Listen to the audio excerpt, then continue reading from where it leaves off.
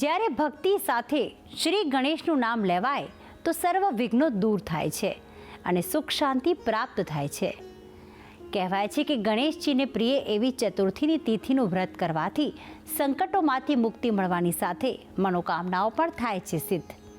તો વર્ષ 2026માં કઈ કઈ તારીખોએ આવશે ચોથની તિથિ, જાણકારી આપશે ગુરુજી પ્રફુલભાઈ પંડ્યા. વિઘ્નેશ્વરાય વરદાય સુરપ્રિયાય લંબોદરાય સકલાય જગદ્ધિતાય નાગાનનાય શ્રુતિયજ્ઞ વિભૂષિતાય ગૌરી સુતાય ગણનાથ નમો નમસ્તે. જય ભગવાન મિત્રો, હું છું પ્રફુલભાઈ પંડ્યા. ભક્તિ સંદેશ કાર્યક્રમની અંદર આપનું સ્વાગત છે. દર્શક મિત્રો, આજે મારે જાણકારી આપવી છે ચતુર્થી તિથિ વિશે. કેમ કે આ મારો જે કાર્યક્રમ જે છે ઘણા બધા ભાઈ બહેનો જોતા હોય, વડીલ મિત્રો જોતા હોય, તો દરેક લોકો વ્રત કરતા હોય છે. એમાં જે ખાસ કરીને ગણેશજીને ઉપર જેની આસ્થા વધારે હોય એ લોકો ભગવાન ગણેશજીનું ચતુર્થીનું વ્રત કરતા હોય છે. પણ વર્ષની અંદર ઘણી વખત એમના મનમાં પ્રશ્ન આવે અને ચોથ આજે છે કે કાલે છે, કઈ ચોથમાં શું કરવું, આવા ઘણા બધા પ્રશ્નો એમના આવતા હોય છે. અવારનવાર જ્યારે મને ફોન પણ આવતા હોય છે કે શાસ્ત્રીજી ચોથ ક્યારે રહેવાની, ક્યારે કરવાની. તો મેં એવું નક્કી કર્યું કે ભક્તિ સંદેશ કાર્યક્રમની અંદર એક એવો કાર્યક્રમ બતાવીએ કે આખા વર્ષની જેટલી પણ ચોથ આવતી હોય એ બધી ચોથની જાણકારી આપી દઈએ. એટલે આપણા ભક્તિ સંદેશ કાર્યક્રમના જેટલા પણ દર્શક મિત્રો છે એમને કોઈને ફોન કરવાના જ ના રહે. કેમ કે એમની જોડે આખું લિસ્ટ આવી જાય આખા વર્ષની ચોથ કેટલી છે, 11 કેટલી છે, એનું મેં એપિસોડ બનાવ્યો છે. પછી જે પ્રદોષ કરતા હોય વ્રત એનો પણ બનાવ્યો છે. એટલે આ કાર્યક્રમ જોતા હોય એટલે તમને બધી તારીખો તમે ઘરે બેઠા તમે લખી લો, એટલે તમારે ક્યારે કોઈને ફોન કરવાની જરૂરત જ ના પડે. કેમ કે બધી જ માહિતી તમારી પાસે હોય છે. અને હંમેશા અમે પણ તમારું ધ્યાન રાખીને તમારા મનમાં જે પ્રશ્ન ઉદ્ભવિત થાય, કોઈ જાતને કોઈને ધાર્મિક વસ્તુઓમાં કે ધાર્મિક જ્ઞાન બાબતે કોઈને કષ્ટ ન પડે એ માટે સરળતાથી કોઈ કાર્યક્રમ આપતો હોય તો એ કાર્યક્રમનું નામ છે આપણો ભક્તિ સંદેશ કાર્યક્રમ. એટલે આજે મારે ભગવાન ગણપતિ દાદાની ચોથ વિશે એના વ્રતની મારે જાણકારી આપવી છે. આખા વર્ષની બધી તારીખ અને ચોથનું વ્રત કરવાથી શું લાભ થાય છે એ પણ મારે કહેવું છે. એક મહિનાની અંદર 2 ચોથ આવે છે, એટલે કે 12 મહિનામાં કુલ 24 ચોથ થાય છે. જેમાં એક છે વિનાયક ચોથ અને બીજી છે જેને સંકટ ચતુર્થી કહેવામાં આવે છે. વિઘ્નને દૂર કરવા માટે મનુષ્ય જ ગણેશજીની ચોથનું વ્રત કેમ કરવામાં આવે છે? કેમ કે ભગવાન ગણેશજીનું ચતુર્થી તિથિ ભગવાન ગણેશજીને પ્રિય તિથિ ગણવામાં આવે છે. દરેક દેવતાની એક પ્રિય તિથિ હોય છે. જેમ ભગવાન ગણેશજીની ચોથ છે, વિષ્ણુ ભગવાનની એકાદશી છે અને પૂનમ છે, ભગવાન ભોલેનાથની પ્રદોષ અને દર મહિનાની જે શિવરાત્રિની એટલે કે 14 એ શિવજીને વધારે પ્રિય છે, અમાસ પિતૃઓને પ્રિય છે, પાંચમ નાગ દેવતાને પ્રિય છે, એકમ આઠમ નોમ માં ભગવતી જગદંબાને પ્રિય છે. તો દરેક દેવતાઓની એક પ્રિય તિથિ હોય છે. પણ ગણેશજીને પ્રિય તિથિ હોય તો એને ચતુર્થી કહેવામાં આવે છે. કેમ કે ભગવાન ગણેશજીનો જન્મ પણ ચતુર્થી તિથિએ જ થયો છે. એટલે ભગવાન ગણેશજીની જો કૃપા મેળવવી હોય, ભગવાન ગણેશજીના જો આશીર્વાદ મેળવવા હોય તો ચતુર્થી તિથિનું વ્રત કરવાથી તે વ્યક્તિના જીવનના સમસ્ત વિઘ્ન દૂર થાય છે. કેમ કે વિઘ્નને દૂર કરે છે ભગવાન ગણેશજી. ગણેશજી એક એવા દેવ છે કે જે તમામ વિઘ્નને દૂર કરે છે. લગ્ન હોય તો પહેલી સ્થાપના આપણે ગણપતિ દાદાને કરીએ. કેમ કે માંગલિક અવસરમાં કોઈ જાતનું વિઘ્ન ના આવે, કોઈ જાતની નડતર ના આવે, કોઈ જાતની તકલીફ ના પડે, એટલે ગણેશજીને પહેલાં યાદ કરવામાં આવે છે. શુભ કાર્યેષુ સર્વદા. તો ભગવાન ગણપતિ દાદાને એમને વિઘ્નેશ્વર પણ દેવ કહેવામાં આવે છે. વિઘ્નને હરનારા, વિઘ્ન ઈશ્વર ઇતિ વિઘ્નેશ્વર. વિઘ્નના ઈશ્વર એટલે વિઘ્નોના અધિષ્ઠાતૃ કહેવાય અથવા વિઘ્નને નાશ કરનાર પણ કહી શકાય. વિઘ્નેશ્વરાય વરદાય સુરપ્રિયાય લંબોદરાય સકલાય જગદ્ધિતાય નાગાનનાય શ્રુતિ યજ્ઞ વિભૂષિતાય ગૌરીસુતાય ગણનાથ નમો નમસ્તે. ભગવાન ગણપતિ એવું કહેવાય વિઘ્નના ઈશ્વર છે. વિઘ્નોને દૂર કરવામાં જે સક્ષમ દેવ છે ગણપતિ છે. નાગાનનાય શ્રુતિ યજ્ઞ વિવ્યા, પછી જનોઈ પણ ભગવાન ગણપતિ દાદા નાગની ધારણ કરે છે. યજ્ઞ વિભૂષિતાય, અને યજ્ઞ જ્યારે હોય ત્યારે પહેલી પૂજા જેની થાય ભગવાન ગણપતિ દાદાની છે.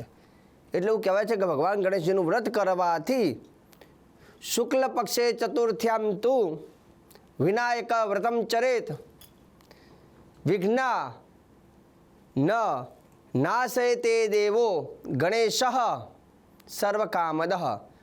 જે ભગવાન ગણપતિ દાદાની અજવાળિયાની ચોથનું એટલે વ્રત કરે છે ગણેશજીનું, એ વ્યક્તિની સર્વ મનોકામના સિદ્ધ થાય છે. અજવાળિયાની ચોથનું વ્રત કરવાથી મનોકામના સિદ્ધ થાય છે. અને અંધારિયાની ચોથનું વ્રત કરવાથી શું લાભ? તો શાસ્ત્ર કહે ચતુર્થ્યામ કૃષ્ણ પક્ષસ્યામ ભક્ત્યા યહ પૂજયેદ ગણમ સર્વ સંકટ વિનિર્મુક્ત સ સુખી સ્યાત ન સંશય. કોઈ જાતનો સંશય રાખવાની જરૂર નથી. અહીંયા એવું લખ્યું છે કે ન સંશય. જે વ્યક્તિ કૃષ્ણ પક્ષ એટલે કે અંધારિયાની ગણેશજીની ચતુર્થીનું વ્રત કરે છે અને જીવનના બધા વિઘ્ન દૂર થાય છે, એમાં કોઈ જાતનો સંશય રાખવાની જરૂર નથી, એવું આ શ્લોકમાં લખ્યું છે. હવે રહી વાત ગણેશજીનું વ્રત કરવું હોય ત્યારે એ વ્રતના નિયમ શું છે અને એની તારીખ કઈ છે. તો ગણેશજીનું વ્રત કરવું હોય તો ખાસ કરીને જે વ્રત કરનાર વ્યક્તિએ બ્રહ્મ મુહૂર્તની અંદર સવારે વહેલું ઉઠવાનું, એક બાજટ ઉપર લાલ કપડું સ્થાપન કરી અને ભગવાન ગણેશજી બિરાજમાન કરવા, ગણેશજીની બાજુમાં રિદ્ધિ સિદ્ધિ બિરાજમાન કરવા, ભગવાન ચંદ્રદેવનું સ્વરૂપ ત્યાં બિરાજમાન કરવું અથવા સોપારી મૂકવી અથવા અક્ષત દ્વારા ચંદ્રની આકૃતિ બનાવી, સાથે સાથે બીજી એક સોપારી મૂકવી જે ચતુર્થી માતાની હોય, અને અખંડ દીવો કરી અને ઉપવાસ કરીને ભગવાન ગણેશજીની પૂજન કરવાનું લખ્યું છે. સાંજના સમયે ચંદ્રદેવના દર્શન કરીને પારણા કરવા, મતલબ વ્રતને પૂર્ણ કરવાનું છે ચંદ્રદેવના દર્શન કરીને. હા, એક વાત મારે ચોક્કસ કહેવી છે. ઘણા લોકો કહેતા હોય શાસ્ત્રીજી રાત્રિના સમયે ઘણી વખત ચંદ્રના દર્શન નથી થતા, કોઈ વાદળ આવી જાય અથવા ચંદ્રના દર્શન ના થાય તો શું કરવું, તો શું વ્રત પૂર્ણ થાય? તો દર્શક મિત્રો, એ પણ વાત હું તમને કહી દઉં કે ક્યારેક એવી ઘટના ઘટિત થાય છે કે આકાશની અંદર ચંદ્રના દર્શન કરીએ પણ વાદળોના કારણથી ચંદ્ર દર્શન નથી થયા, તો આપણને મનમાં એક શંકા રહી જાય કે મારું વ્રત હજુ અધૂરું છે. તો એના માટે કહી દઉં, જે દિવસે એવું લાગે કે ચંદ્ર દર્શન નથી થયા તે દિવસે તમારા ઘરની અંદર બાજેટ ઉપર જે તમે જે ચોખાનો ચંદ્રની જે આકૃતિ બનાવી હોય એના દર્શન કરીને વ્રતને તમે પૂર્ણ કરી શકો છો, એ પણ ચાલે. હવે રહી વાત કે આખા 2026ની ચતુર્થી તિથિ, સંકટ ચતુર્થી અને વિનાયક ચતુર્થી જેટલી પણ આવે છે એ બધી તિથિની તારીખો કઈ છે તો એ તારીખો તમે નોંધી લો. જે લોકો ગણેશ ભક્ત છે અને જે વ્રત કરે છે તમામ લોકોને હું જણાવું ગણેશ ચતુર્થી તિથિની તારીખ અને વાર. તો પહેલું હવે સ્ટાર્ટ થશે 22/1/2026 એટલે કે 22 જાન્યુઆરી 2026 ગુરુવારનો દિવસ. દર્શક મિત્રો લખી લેજો, બહુ સરળ ભાષામાં, દેશી ભાષામાં તમને કહીશ જે પ્રમાણે તમે લખી લેજો જેથી કોઈ તારીખ તમારાથી આખી પાછી ના થાય. પહેલી તારીખ હતી 22/1/2026 ગુરુવારનો દિવસ. એના પછી બીજા મહિનાની અંદર ફેબ્રુઆરી મહિનામાં એટલે કે 5/2/2026 ગુરુવાર, પછી ત્રીજી ચતુર્થી આવશે એમાં 21/2/2026 શનિવારનો દિવસ. એના પછી શુક્રવાર આવે છે અને તારીખ છે 6/3/2026. ત્યાર પછી માર્ચ મહિનામાં એટલે કે 22/3/2026 રવિવારનો દિવસ. ત્યાર પછી એપ્રિલ મહિનો એટલે કે ચોથા મહિનાની તારીખ છે 5/4/2026 રવિવાર. ત્યારબાદ 20/4/2026 સોમવારનો દિવસ. પાંચમા મહિનાની જે તારીખ છે જેમાં 5/5/2026 મંગળવારનો દિવસ. એના પછી 20/5/2026 સોમવારનો દિવસ. ત્યાર પછી જૂન મહિનામાં એટલે કે છઠ્ઠા મહિનાની તારીખ છે 3/6/2026 બુધવાર. ત્યાર પછી 18/6/2026 બુધવાર, પછી છે 3/7/2026 ગુરુવાર, 17/7/2026 શુક્રવાર, પછી ઓગસ્ટ મહિનાની તારીખ એટલે કે 8મા મહિનાની તારીખ છે 2/8/2026 રવિવારનો દિવસ, પછી ફરીથી ઓગસ્ટ મહિનામાં બીજી તારીખ છે 16/8/2026 રવિવારનો દિવસ, 9મા મહિના પછી 8મા મહિનાની એક છેલ્લી તારીખ હજુ બાકી રહી 31 ઓગસ્ટ એટલે કે 31/8/2026 સોમવારનો દિવસ. હવે 9મા મહિનાની જે તારીખ છે સપ્ટેમ્બર મહિનાની એ છે 14/9/2026 સોમવાર, એના પછી છે 29/9/2026 મંગળવાર, 10મા મહિનાની તારીખ છે 14/10/2026 બુધવાર, એના પછી છે 29/10/2026 ગુરુવાર, પછી નવેમ્બર મહિનો એટલે કે 11મો મહિનો જે છે એની તારીખ છે 13/11/2026 શુક્રવાર, પછી 27/11/2026 એ પણ શુક્રવાર. હવે ડિસેમ્બર મહિનો એટલે કે છેલ્લો મહિનો જે છે 12મો મહિનો એની વાત કરીએ, જેમાં ગણેશ ચતુર્થીનું છેલ્લી તારીખ છે 13/12/2026 રવિવાર અને 26/12/2026 શનિવાર.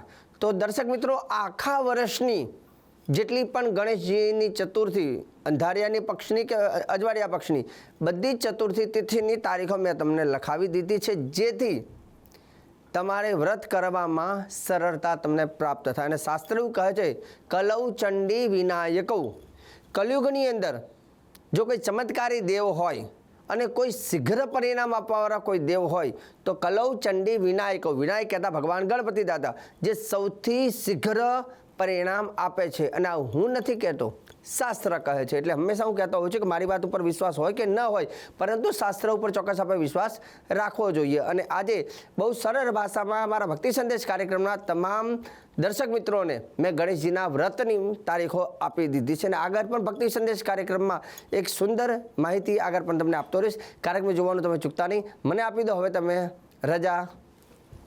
જય ભગવાન.